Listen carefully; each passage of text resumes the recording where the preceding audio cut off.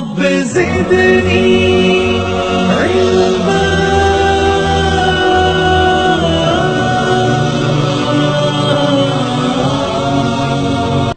دوسری بات تھی ہمارے اس بیان میں، جو دوسری بات کرنے کی ہے وہ یہ ہے، جیسا کہ مولانا صاحب نے سورہ فاتحہ کے متعلق بات کی، اس سورہ فاتحہ کے اندر اللہ رب العزت نے دو اہم سبق انسانوں کو دیے ہیں. کتنے سبق دیے ہیں؟ دو مسئلے ہیں اس آیت میں. ایک مسئلہ مسئلہ توحید کا ہے اور دوسرا مسئلہ مسئلہ تقلید کا ہے.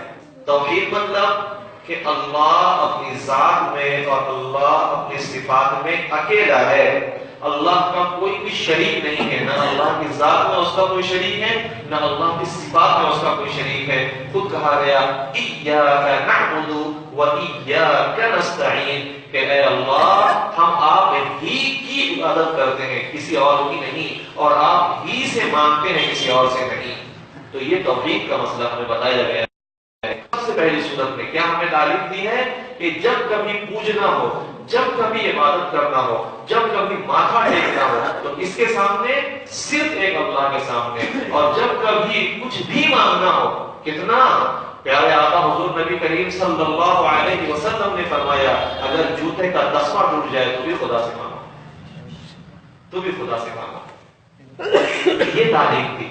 اللہ ہی کی ہم عبادت کرتے ہیں اور اللہ ہی سے ہم مانگتے ہیں. تو ہمیں عبادت صرف اور صرف کس کی کرنی ہے؟ اللہ کی کرنی ہے. کس کے آگے ماتھا ٹیکنا ہے؟ اللہ کے آگے ٹیکنا ہے. جب کبھی کوئی بھی کیسی بھی ضرورت پیش آ جائے کس سے مانگنا ہے؟ اللہ سے مانگنا ہے. تو اس صورت نے پہلا سبق یہ دیا ہے کہ یہاں پہ توحید کا مسئلہ بیان کیا گیا ہے، اللہ کے ایک ہونے کا، ذات کے اعتبار سے بھی، صفات کے اعتبار سے بھی. دوسرا مسئلہ اس آیت میں ہمیں دیا ہے، جو سبق دیا ہے وہ ہے مسئلہ تقلید کا. تقلید کا مطلب ہوتا ہے کہ قرآن اور حدیث پر اپنے طور سے نہ چلنا، اپنی سمجھ کے مطابق نہ چلنا، ڈکشنری کھول کے اس کو حل نہ کرنا، بلکہ سمجھداروں نے جو سمجھا ہے ان کے پیچھے پیچھے چلنا. یہ ہے تقلید. بات سمجھے کیا ہے تقلید؟ اپنے طور سے قرآن اور حدیث کو سمجھنا نہیں، بلکہ بڑوں نے جیسا سمجھا ہے ویسا سمجھنا.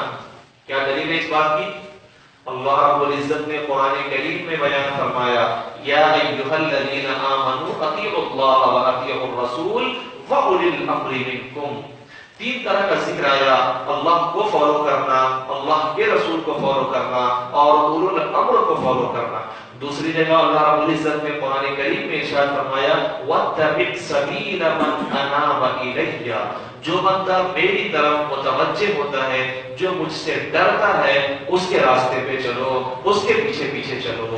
ڈائریکٹ تو کہا جا سکتا تھا قرآن حدیث پہ چلو، لیکن ایک عام آدمی کے اندر قرآن حدیث کو سمجھنے کی طاقت نہیں ہے. جب سمجھنے کی طاقت نہیں ہے تو پھر کیسے سمجھے چلے گا؟ اس کو بتایا گیا کہ تمہیں چلنے کا یہ طریقہ بتایا جا رہا ہے کہ جو سمجھتا ہے اس کے سمجھ کے پیچھے پیچھے چلو. اور بچپن سے لے کر موت تک ہم یہی دیکھتے ہیں، جو چیز ہمیں نہیں آتی اپنے بڑوں سے پوچھ لیتے ہیں یا کچھ اور کرتے ہیں. بتائیے اس کے علاوہ کوئی دوسرا راستہ ہے کیا؟ اس کے علاوہ اگر کوئی دوسرا راستہ طے کر دیا جائے تو پوری دنیا تباہ ہو جائے گی، پوری دنیا کے لوگ پریشان ہو جائیں گے. بہت آسان سی مثال دیتا ہوں. ہم جب پیدا ہوتے ہیں کچھ دنوں کے بعد جو ہے نا امی ابو بولتے نہیں بولتے. کیا دلیل ہے آپ کے پاس کہ یہ آپ کے ابو ہیں؟ کس نے کہا؟ بڑوں نے کہا تمہارے ابو ہیں، ہم نے مان لیا ہے. اس کے علاوہ کوئی دوسرا راستہ نہیں ہے. اسی طریقے سے قرآن کو سمجھنا، حدیث کو سمجھنا، اپنے طور سے سمجھنے کی کوشش کریں گے گمراہی ہم ہوگی. بڑوں نے جیسا سمجھایا ہے ویسے سمجھنے کی کوشش کریں گے ہدایت ہم ہوگی.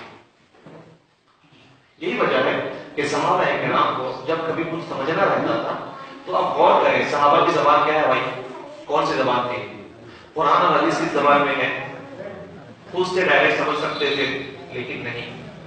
اللہ کے نبی سے پوچھتے تھے یا رسول اللہ اس کیا مطلب ہے؟ مثال کے طور پہ ایک آیت ہے کہ جو کوئی ظلم کرتا ہے، رتی برابر کوئی ظلم کرتا ہے، اس کے متعلق آیت میں کوئی ذکر آیا ہے کہ وہ ایسا ہے ویسا ہے تو بلکہ جہنم میں جائے گا، یہاں تک کا ذکر ہے. اب صحابہ کرام حیران ہو گئے، یا رسول اللہ کون ہے ہم میں سے جو ظلم نہیں کرتا ہے؟ اگر ظلم کرنے والا جہنم میں جائے گا تو پھر کون ایسا ہے جو ظلم نہیں کرتا؟ تو اللہ کے نبی صلی اللہ علیہ وسلم نے سمجھایا کہ یہاں پر جو ظلم کرنے والا جہنم میں جائے گا اس سے مراد جو ہے کفر اور شرک کرنے والا ہے، کیونکہ قرآن کریم میں دوسری جگہ ان الشرک لظلم عظیم کہ سب سے بڑا سنگین جو جرم ہے اور ظلم ہے وہ ہے شرک.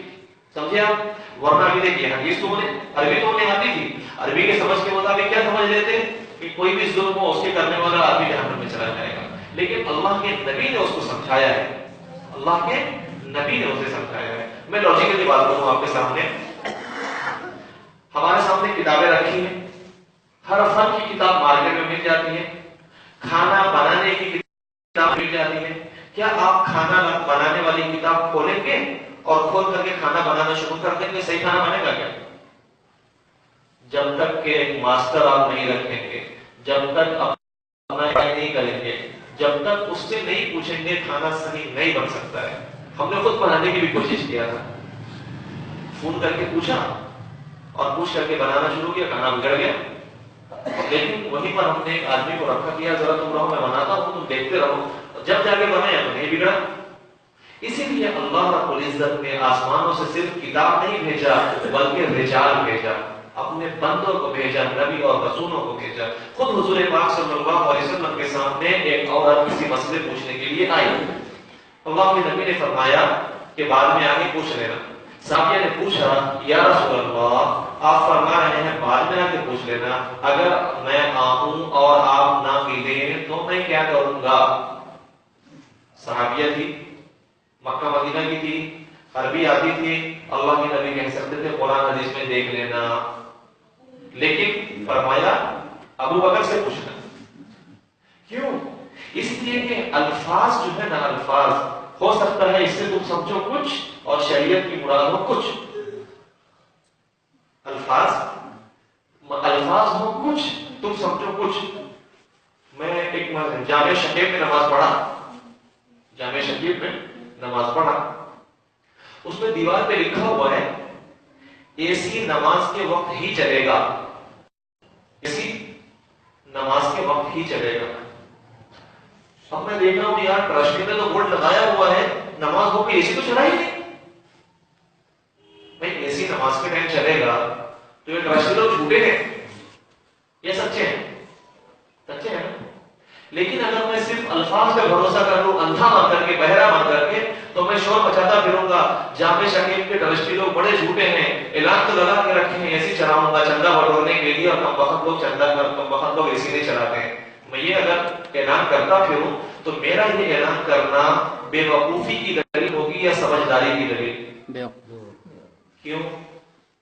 کیونکہ انہوں نے جو لکھا ہے نماز کے وقت چلے گا، اس نماز کے وقت چلے گا جس نماز میں اے سی کی ضرورت ہے. ابھی دسمبر کے مہینے میں اے سی کی ضرورت ہوتی کیا؟ سمجھ آ رہی بات؟ تو الفاظ سے آدمی دھوکہ کھا سکتا ہے، لیکن سمجھدار سے الفاظ کو سمجھنے کی کوشش کرے گا، اپنے بڑوں سے الفاظ کو سمجھنے کی کوشش کرے گا، کبھی نہیں ہو پائے گا. اسی لیے اللہ پاک نے ہمیں اطاعت کرنے کا حکم دیا، اپنی اطاعت اور اپنے پیغمبر کی اطاعت، اور اس کے ساتھ ساتھ اولو الامر کی اطاعت. کہ میرے پیغمبر نے جو مسئلہ سمجھایا ہے تو میں نے قرآن کریم میں جو مسئلہ سمجھایا ہے کوشش تو کیا ہے سمجھانے کی. بہت سارے مسئلے ایسے ہیں جو کلیئر کٹ ہیں، لیکن بہت سارے مسئلے جو ہے نا ہم نے چھپے ہوئے الفاظ میں بیان کیے ہیں. سب کو اگر کھول کھول کر کے ایک مسئلے کو بیان کر دیں، وضو میں اتنے فرض ہیں، وضو کے لیے پانی کے پاک ہونے کے لیے شرط ہے، وضو اتنی چیزوں سے ٹوٹ جائے گا، اور وضو کے آداب یہ ہیں، وضو کی دعا یہ ہے، بیچ کی دعا یہ ہے، لاسٹ کی دعا یہ ہے. اگر یہ ساری چیزیں قرآن پاک میں بھر دی جاتی تو قرآن اتنی موٹی ہوتی یا پوری دنیا میں پھیلی ہوئی یہ کتاب ہوتی. قرآن پاک نے اصول دیا ہے، کہیں کہیں مسئلے کو کلیئر کر دیا ہے اور کہیں کہیں ایک بنیادی بات کر دی ہے. اس بنیادی بات میں 100 باتیں نکل جائے گی، لیکن نکالے گا وہ جس کے فن جسے نکالنے کا فن آتا ہے. پھر اللہ کے نبی پاک صلی اللہ علیہ وسلم نے اپنے مبارک الفاظ کے ذریعے اسی قرآن پاک کو بیان کیا ہے کہ اللہ کی مراد یہ، اللہ کی مراد یہ، اللہ نے جو کہا قرآن میں اس کا مطلب یہ. تو یہ جو بیانات ہے اسے ہم کہتے ہیں حدیث. تو حدیث پاک میں مسئلوں کی کافی وضاحت ہو گئی ہے، لیکن اس کے باوجود چونکہ ہماری جو شریعت ہے یہ شریعت 100 سال کے لیے تھی، 2 سال کے لیے تھی، قیامت تک کے لیے ہے.